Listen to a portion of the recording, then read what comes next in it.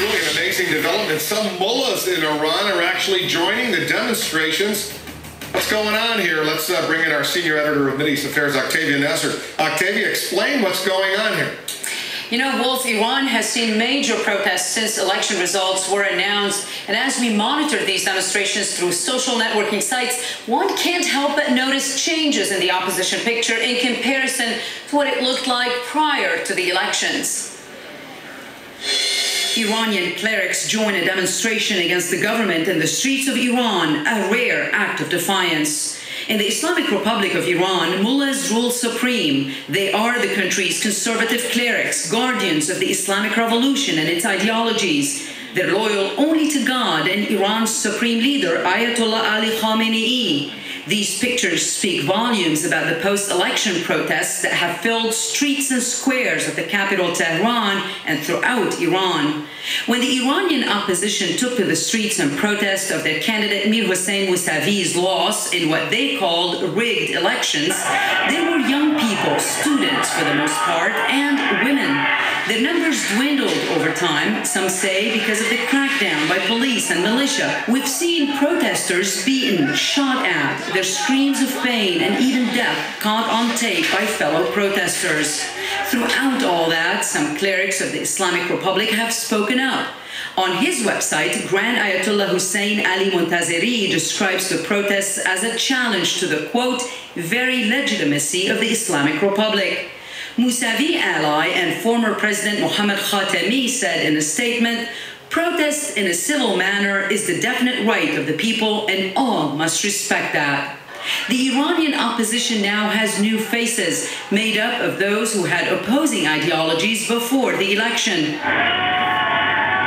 Secular or religious, Iranians go to their rooftop every night and shout out, Allahu Akbar, God is great. And Wolf, while many clerics who spoke up against the government have been keeping in touch with their supporters via official websites and Facebook pages, none of them have been seen in public since days following the elections, and that's making people a bit uncomfortable and nervous. Yeah, they should be. A lot of people are nervous right now for good reason. Thanks very much. Let's assess what we just heard with Rudy Bakhtiar, former CNN anchor, now Director of Public Relations for the Public Affairs Alliance of Iranian Americans, and Karim Sajadpour of the Carnegie Endowment for International Peace. Guys, thanks very much for coming back. What does that mean to you when you not just see women and young people, but actually see some mullahs who are protesting? I think this is very significant, Wolf. We have known for some time that there are deep divides brewing among the higher-up clerics inside of Iran. This isn't something new. This has been going on for years now. But right now, we're seeing it played out on the streets. We're seeing actual dissent of the supreme leader, people who are joining with the crowds, which I think you wouldn't have seen before a week and a half ago. Is it fair to say that two of the pillars of the revolution in '79, Mohammad Khatami and Rafsanjani, former presidents, that they hate Mahmoud Ahmadinejad? Is it fair to say? Is that going too far?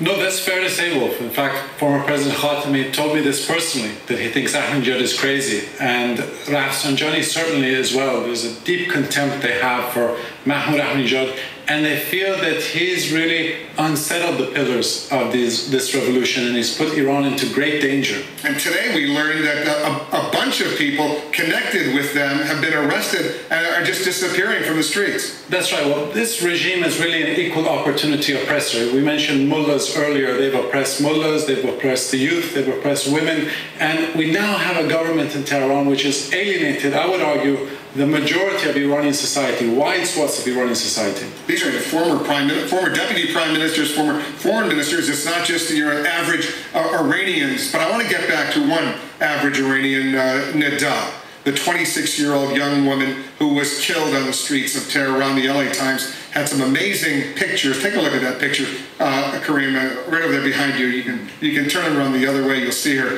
The pictures of her, a striking, beautiful young woman, and it's not going away by any means, the period of mourning in Iran, and what this killing of her actually means, Rudy. I think this shows the Islamic Republic's brutality for the whole world to see. They have been brutalizing people since they came into power 30 years ago, and this is just one example caught on tape. And I think what's very significant about this poor girl who showed up to protest peacefully for her right to vote is that she was basically picked off from above by one of these Basijis, just a target. This is just cold-blooded murder. And this happened the day after the spiritual leader in Iran issued the edict that if you come to the streets, we will shed blood. And so her blood, her face, her beautiful demeanor, and all that she had, her future, everything that was taken away from her is now put directly on his head. Are we over-exaggerating her importance in her death?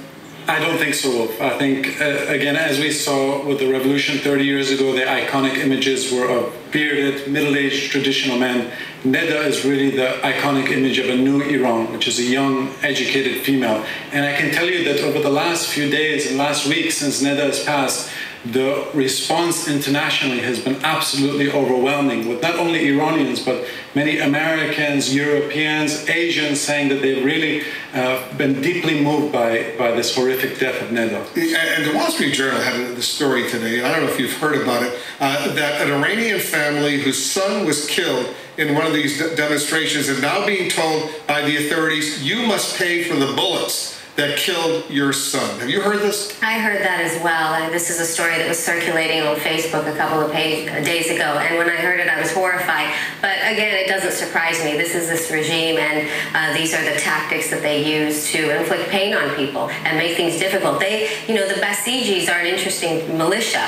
They start training them at the age of 13, and they're almost like the child soldiers that you see in Africa, and they've been letting these Basijis out loose in Tehran to beat up the women and the grandmothers and the 7-year-olds, and it's really an indication of what this regime represents. I mean, I remember living in Iran, and my father would tell me that if they stop you for your hijab or whatever, do not get in the car with them under any circumstances. There were all sorts of horrific things that this group would inflict upon women. Because these are the guys on the motorcycles with the batons, and they're just, but it's not just batons. They have other more lethal equipment as well. Yeah, I tell Wolf that the more militant of the Basijis I would compare to a cross between the Hells Angels and Al-Qaeda. They're very ideologically committed, and they use violence indiscriminately against women, the elderly, and even children.